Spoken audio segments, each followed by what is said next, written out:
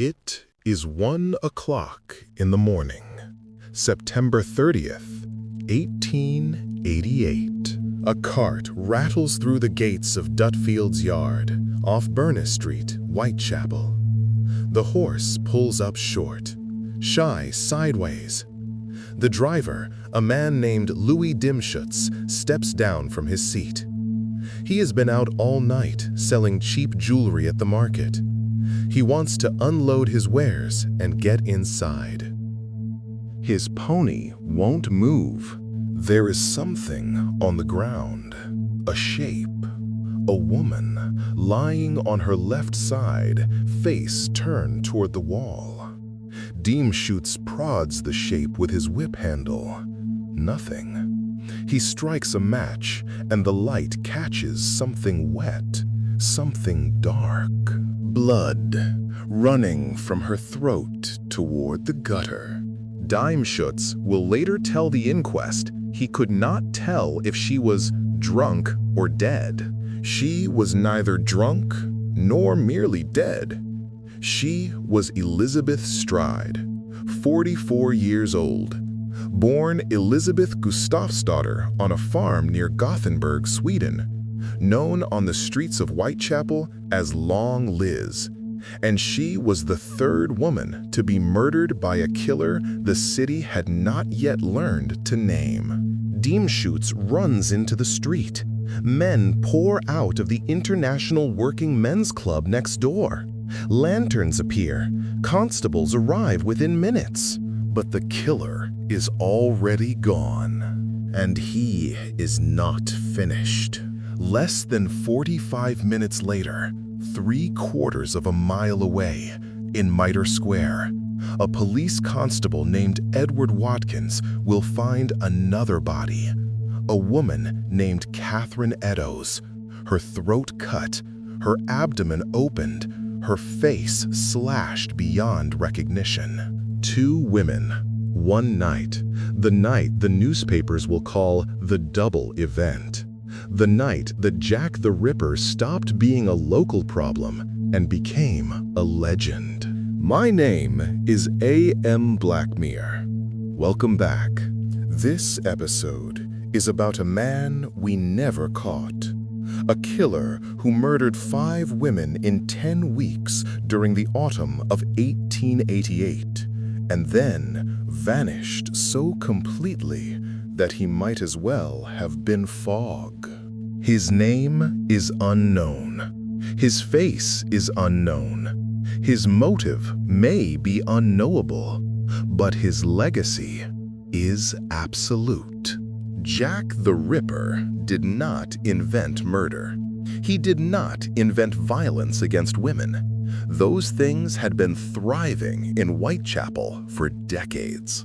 What he invented was the modern serial killer as a public phenomenon. The media frenzy, the wild speculation, the conspiracy theories that refuse to die 130 years later. The obsession with a single unknown man that outlasts entire generations. He was not the first person to kill repeatedly, but he was the first to kill in a way that captured the machinery of the modern world, the press, the police, the public imagination, and broke all 3. To understand Jack the Ripper, you do not start with the knife. You start with the place that held the knife. Whitechapel in 1888 was not a neighborhood. It took in the desperate, the broken, the women with nowhere left to go, and it ground them into the cobblestones. This is the story of 5 women who walked into that machine. It is the story of a city that failed to protect them. It is the story of an investigation so catastrophically broken that the killer walked away clean. And it is the story of what happened when a city finally looked at itself and could not stand what it saw. Let me tell you about Whitechapel. Not the myth, the actual place. In 1888, Approximately 76,000 people lived in less than 1.5 square kilometers of East London.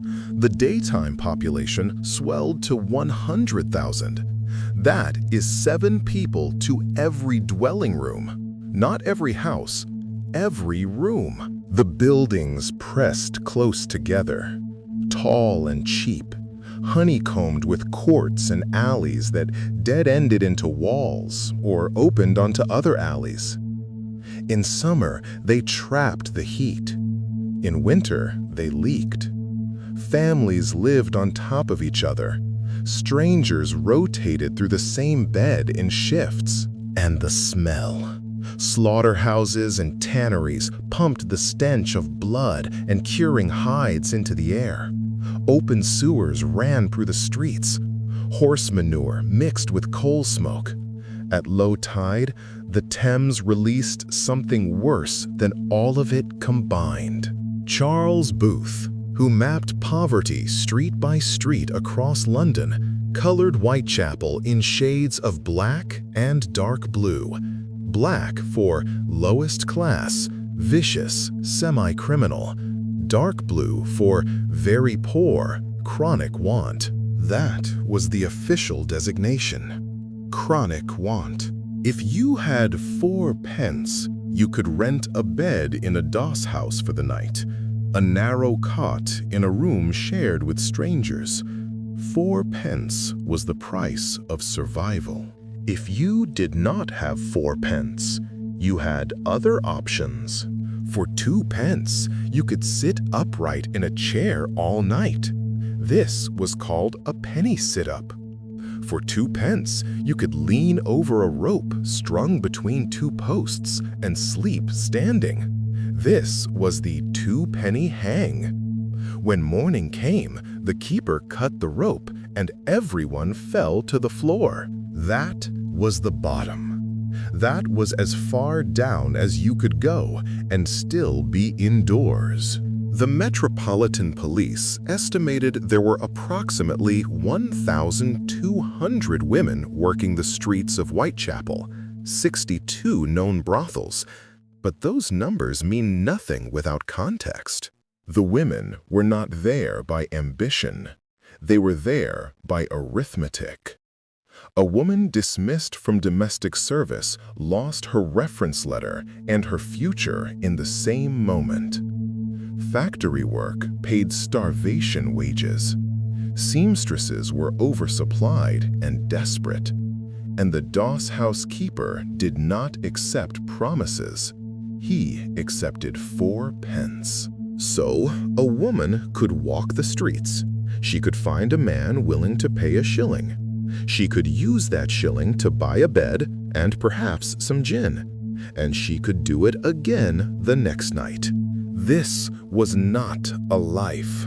This was a mechanism, an economic equation that consumed women and produced nothing but their continued survival until it didn't. I want to talk about the women specifically, because they were not categories, they were people. Mary Ann Nichols was 43 years old when she died on August 31st, 1888. She had been married. She had 5 children. Her husband's name was William, a printer. They lived in Peabody Buildings in Southwark, paying 5 shillings and 9 pence a week. And then the marriage collapsed. He had an affair. She drank. Or she drank and he had an affair. The accounts disagree.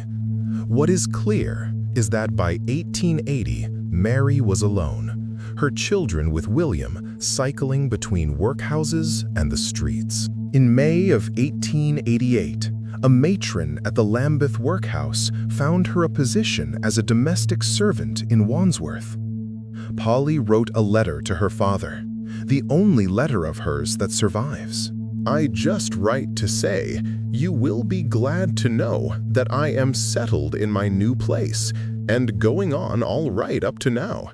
They are very nice people, and I have not too much to do. She lasted 2 months.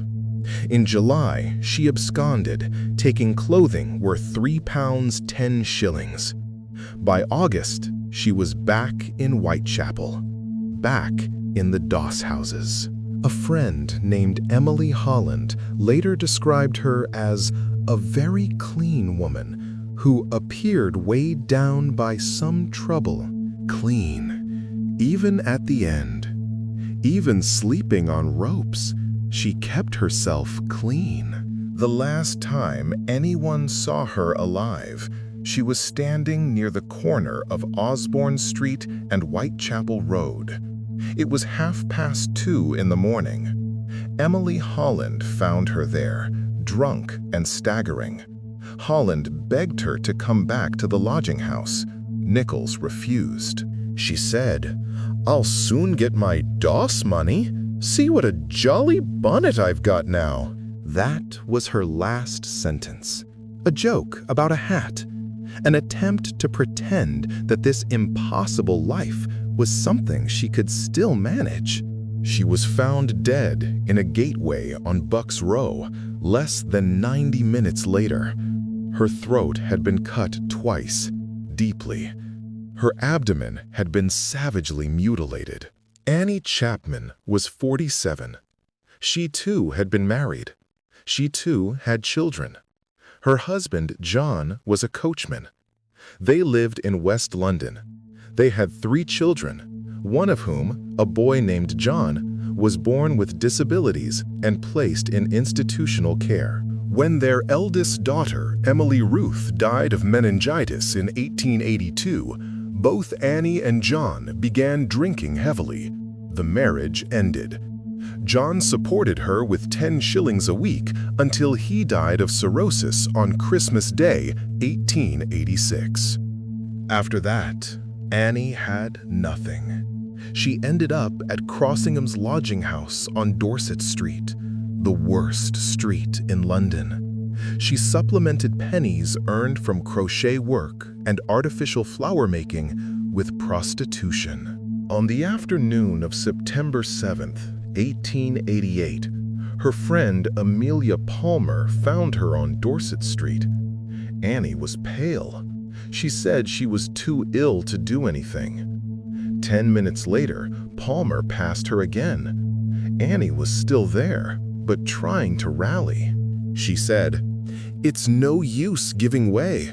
I must pull myself together and get some money, or I shall have no lodgings." Pull herself together, get some money, or lose her bed. That was the whole world, compressed into one sentence. She was murdered early the next morning in the backyard of 29 Hanbury Street.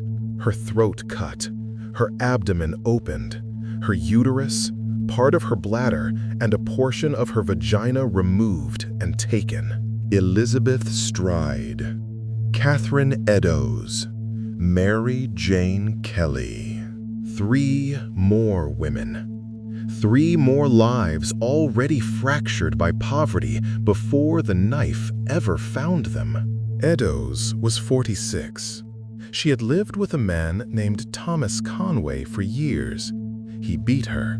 She drank. They separated. By 1888, she was walking the streets of Whitechapel with another partner, John Kelly, living in a doss house in Spitalfields. The night she was killed, she had been arrested for being drunk and disorderly on Aldgate High Street.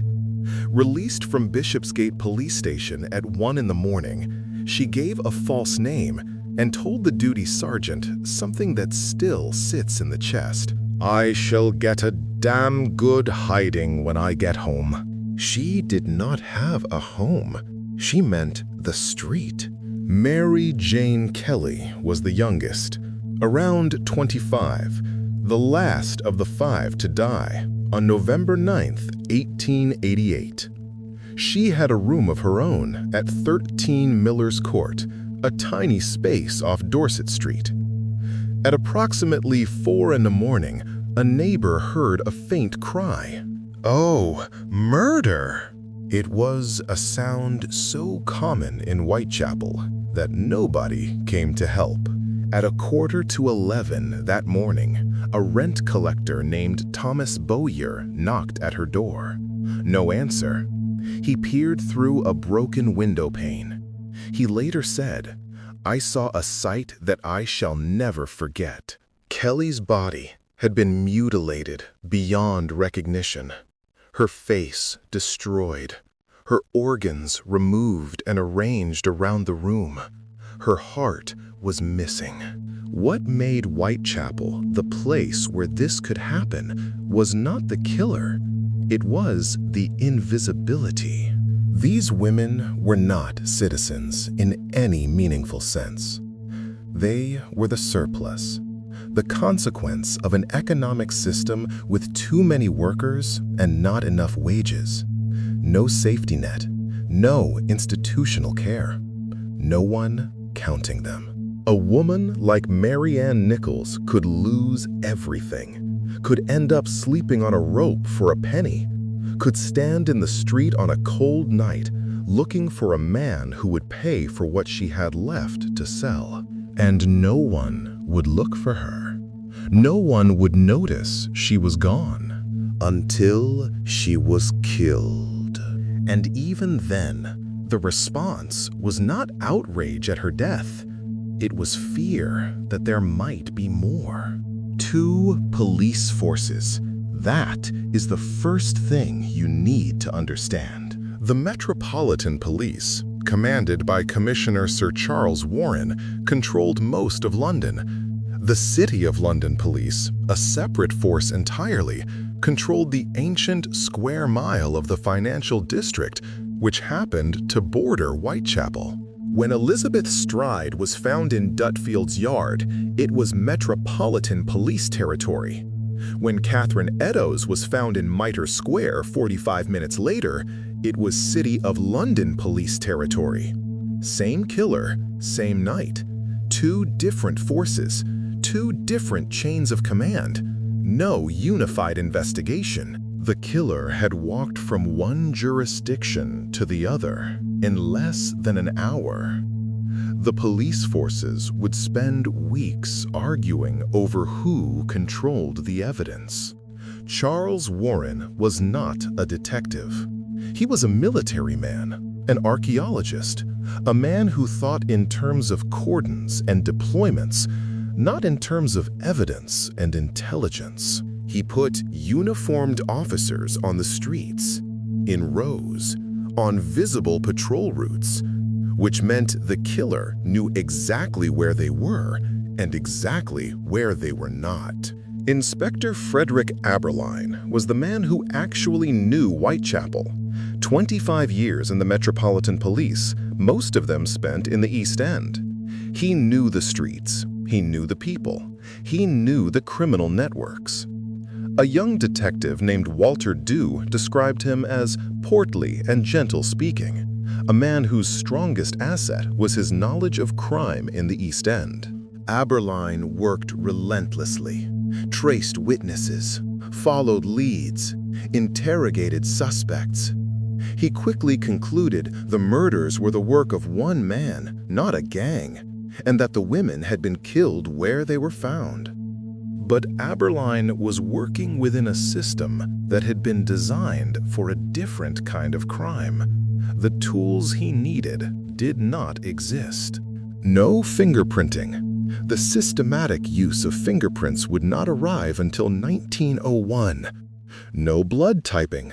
That would come in 1900. No crime scene photography as standard practice. Of the 5 canonical victims, only Mary Kelly was photographed where she lay.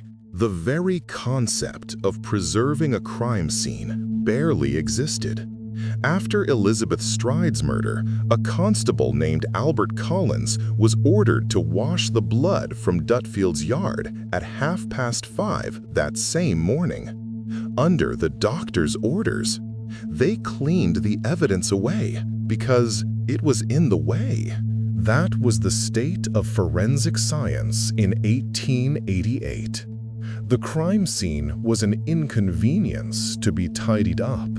Then Warren made his worst decision. After Catherine Eddowes was murdered, a piece of her apron, blood-stained and torn, was found in a doorway on Gulston Street.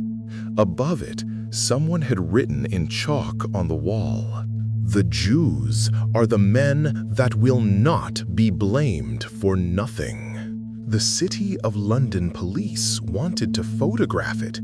It was evidence. It was a message, possibly from the killer, found along his escape route, above a piece of the victim's clothing. Warren arrived at the scene between 5 and 5:30 in the morning. He ordered the message erased, scrubbed off the wall. No photograph taken. His reasoning? The Sunday markets were about to open. Thousands of people would see the message. In a neighborhood with a large Jewish population already under suspicion because of the leather apron scare, Warren believed leaving the graffiti visible would provoke anti-Jewish riots. Major Henry Smith, the acting city police commissioner, was furious.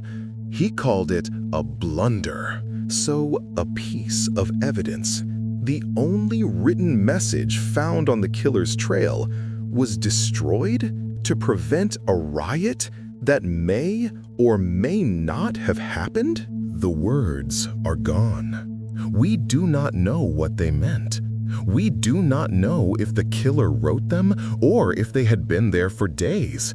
We will never know because Warren chose order over evidence. There was also the matter of the bloodhounds. The Home Office proposed using tracking dogs to follow the killer's scent. Warren arranged trials in Regent's Park and Hyde Park. 2 bloodhounds, Barnaby and Burgo, were brought in from Surrey. Warren himself acted as the quarry in one trial, letting the dogs track him. The results looked promising. The dogs could follow a trail for nearly a mile. Then, during a practice run in Tooting, the dogs got lost. They wandered off the trail and had to be retrieved by their handlers. The newspapers had a field day. The image of Warren's bloodhounds lost in a London fog became a symbol of everything wrong with the investigation. The dogs were never deployed at an actual crime scene. Warren resigned in November 1888. The Ripper investigation was not the stated reason, but it was the reason. Now, the letters. Over 700 letters were sent to Scotland Yard and various news agencies during the autumn of 1888, all claiming some connection to the killer. 700! The vast majority were hoaxes, pranks, attention seekers, cruel jokes written by people who wanted to be part of the story. But 3 stood out. The first was the "Dear Boss" letter, received at the Central News Agency on September 27, 1888, 3 days before the double event. It was written in red ink. The tone was boastful, mocking, almost playful, and it contained a name. "Dear Boss, I keep on hearing the police have caught me, but they won't fix me just yet. I have laughed when they look so clever and talk about being on the right track. That joke about leather apron gave me real fits. I am down on whores, and I shan't quit ripping them till I do get buckled. Grand work the last job was. I gave the lady no time to squeal. My knife's so nice and sharp, I want to get to work right away if I get a chance. Good luck. Yours truly, Jack the Ripper." Jack the Ripper. That is where the name came from. Not from the police, not from a detective's file, from a letter that was almost certainly written by a journalist. Most historians now believe the Dear Boss letter was fabricated by a reporter named Thomas Bulling or Fred Best, eager to sensationalize the murders and sell newspapers. It does not matter. The name was published. The name circulated. The name became the story. And once the story had a name, the truth became almost irrelevant. The third significant letter was the most disturbing. On October 16th, George Lusk, chairman of the Whitechapel Vigilance Committee, received a small package. Inside was half of a human kidney, preserved in spirits. The letter with it read, "From hell. Mr. Lusk, Sir, I send you half the kidney I took from one woman, preserved it for you. Other piece I fried and ate it. It was very nice. I may send you the bloody knife that took it out, if you only wait a while longer. Catch me when you can, Mr. Lusk." The kidney was examined. It was human. It was from a left kidney. Catherine Eddowes' left kidney had been removed by the killer. The kidney showed signs of Bright's disease, a condition Eddowes was known to have had. Was it hers? Possibly. Medical students could have obtained a similar organ. The chain of evidence was non-existent. We will never know for certain. But the effect was devastating. The From Hell letter, with its package of flesh, transformed the Ripper from a killer into a monster, a thing that ate its victims, a thing from hell. Whether any of it was real became beside the point. The narrative had been set. The story was more powerful than the truth. This is the second great failure of the Whitechapel investigation. Not just the absence of forensic tools, the loss of narrative control. Someone, whether the killer or someone pretending to be the killer, had seized the story. The newspapers amplified every rumor. The public formed opinions based on letters that were almost certainly fabrications. The police found themselves responding not to evidence, but to panic. And panic, once it starts, does not answer to evidence. Panic answers only to more panic. In 1888, there was no such thing as a serial killer profile. The term serial killer did not exist. It would not be coined until the 1970s when an FBI agent named Robert Ressler gave language to a pattern of violence that had been occurring for centuries but had never been formally described. But in 1888, a police surgeon named Dr. Thomas Bond looked at the bodies and understood something. Bond performed the autopsy on Mary Jane Kelly. He reviewed the inquest reports from the 4 previous murders, and on November 10, 1888, one day after Kelly's body was found, he wrote what is now considered one of the earliest criminal profiles in recorded history. Bond's assessment was clinical, precise, and remarkably modern. He concluded that all 5 murders were the work of one man, that the throat cutting was the primary method, that the mutilations were the purpose, not the murder itself. And then Bond described the killer. The murderer must have been a man of physical strength and of great coolness and daring. He must, in my opinion, be a man subject to periodical attacks of homicidal and erotic mania.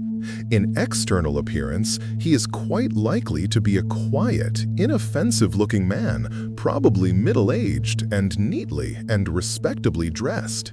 He is possibly living among respectable persons who have some knowledge of his character and habits and who may have grounds for suspicion that he is not quite right in his mind at times. Read that again in your mind.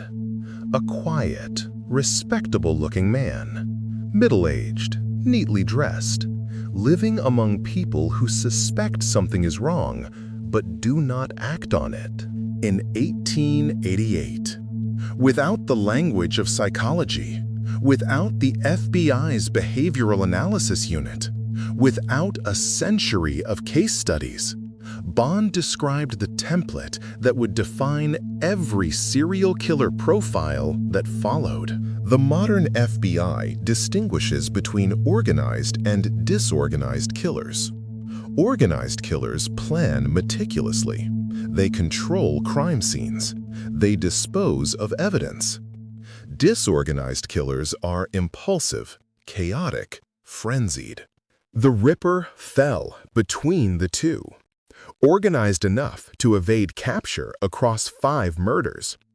Disciplined enough to vanish after the Kelly murder, but also acting in brief, frantic windows on public streets, operating in chaos rather than controlling it.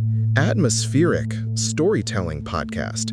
The escalation pattern is the thing that keeps me thinking. Nichols, the first victim. Throat cut, abdominal wounds. Terrible, but contained. Chapman. 1 week later, throat cut, abdomen opened, organs removed and taken. Stride interrupted. 1 cut to the throat. The killer was disturbed before he could do more, so he walked 6 blocks and found Edo's. Throat cut, face mutilated, abdomen opened, left kidney and uterus removed. And then Kelly. Indoors, with time and privacy. The mutilation was total. Her face destroyed.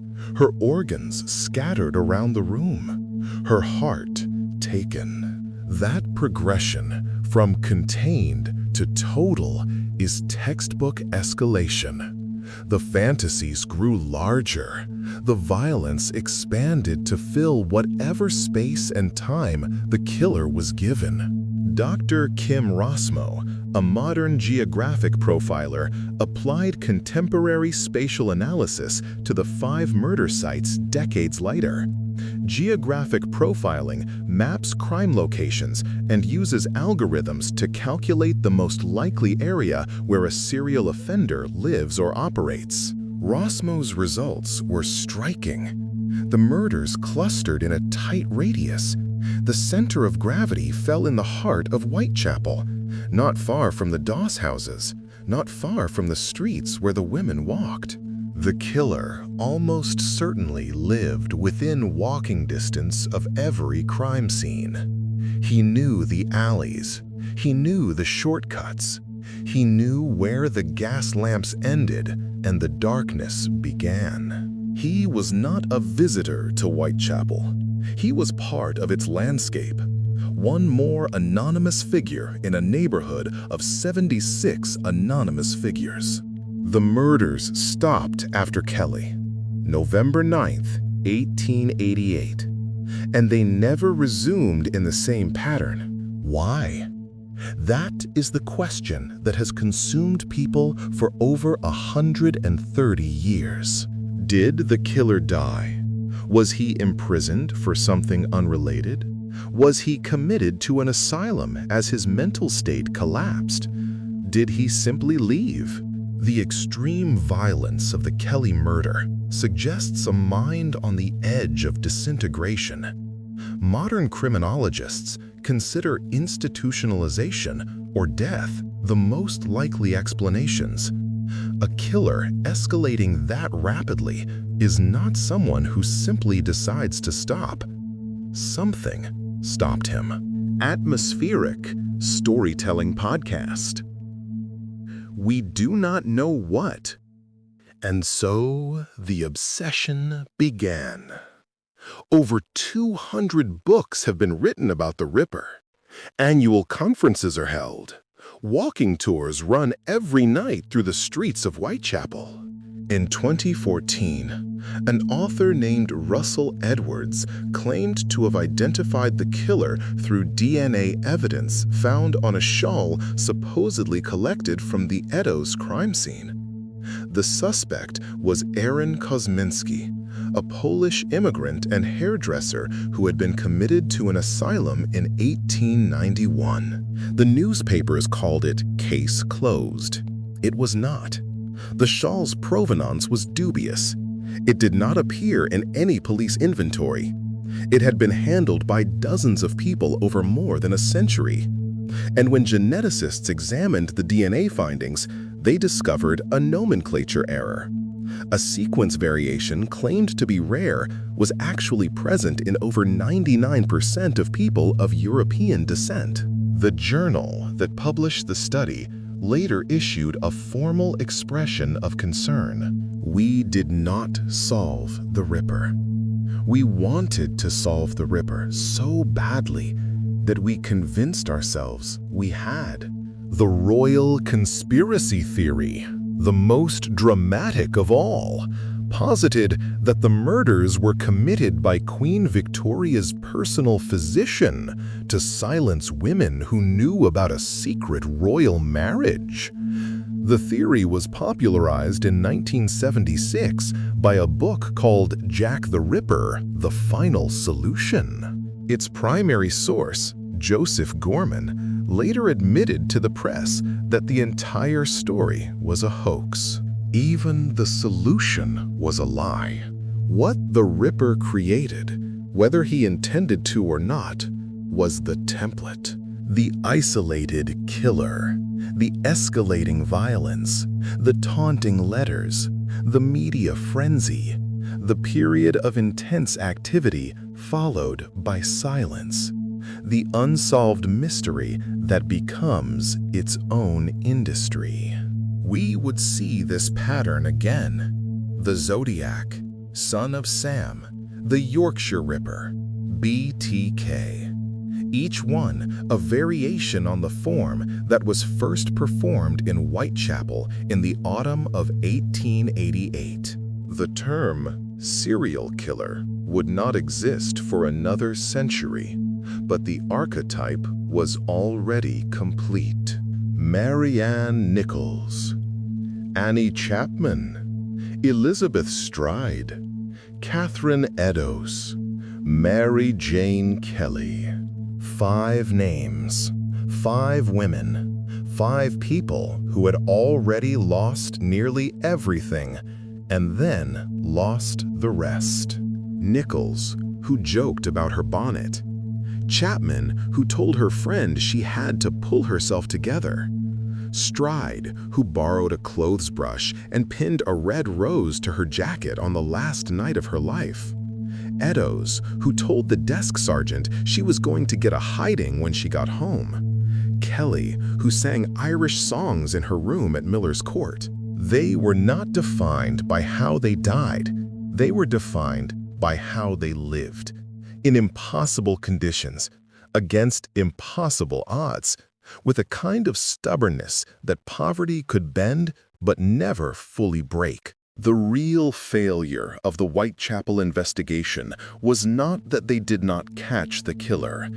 It was that by failing to catch him, they created something worse. They created a legend. They created a name without a face, a cipher, a shadow that grew larger with every decade that passed without an answer. Jack the Ripper did not die in 1888. He got stronger. The 5 women are dead. They have been dead for over 130 years, and we still do not know who killed them. We still do not know why the killing stopped. We still do not know if the man responsible was ever punished for what he did. What we know is this. He walked through Whitechapel.